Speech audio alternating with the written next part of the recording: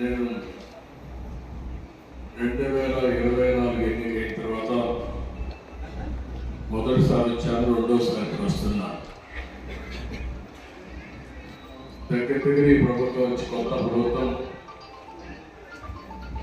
NDA ప్రభుత్వం వచ్చి తెలుగుదేశం ఆధ్వర్యంలో 7వ నెల.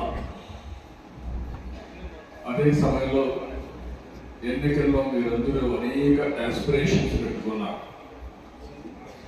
3 పార్టీల్లో ఉండే కార్యకర్తలు కానీ, ప్రజలు కానీ, యువత కానీ అందరూ కూడా అనేకమైన ఆస్పిరేషన్స్ పెట్టుకున్నారు. దానికి కూడా కారణం మనం చూస్తే 5 సంవత్సరాలు ఈ రాష్ట్రంలో ఒక విధ్వంస పాలన జరిగింది.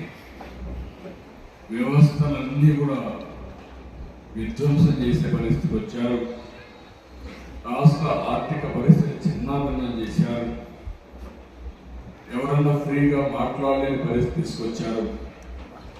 ఫైనల్గా మనం చూస్తే ఎక్కడికక్కడ అభివృద్ధి స్టాండ్ స్టిల్ అయిపోయి, ఎక్కడ చూసినా ప్రజలను అణిచివేయడానికి ప్రయత్నం చేశారు తప్ప ప్రజలకు మంచి చేయాలన్న ఆలోచన లేకుండా పోయింది.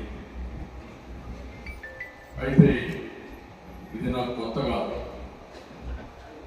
ఈ నియోజకవర్గం నుంచి ఎమ్మెల్యేగా నేను ఎక్కడున్నా కుప్పం ఎమ్మెల్యే, ఈ నియోజకవర్గం ఆ రోజు సమైక్య ఆంధ్రప్రదేశ్లో కూడా నేను ఎమ్మెల్యేగా ఉండి సుదీర్ఘకాలం 9 సంవత్సరాలు ముఖ్యమంత్రిగా పనిచేశాను.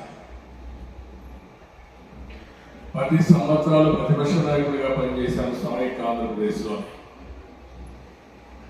మళ్ళీ మొదటి ముఖ్యమంత్రి ఇక్కడ అయ్యాను, రెండోసారి ముఖ్యమంత్రి అయ్యాను, ప్రతిపక్ష నాయకుడిగా పనిచేశాను. అదే సమయంలో మీరు చూస్తే నేను ఎప్పుడు కూడా రాజకీయాలంటే ఆషామాషిగా తీసుకోవడం కాకుండా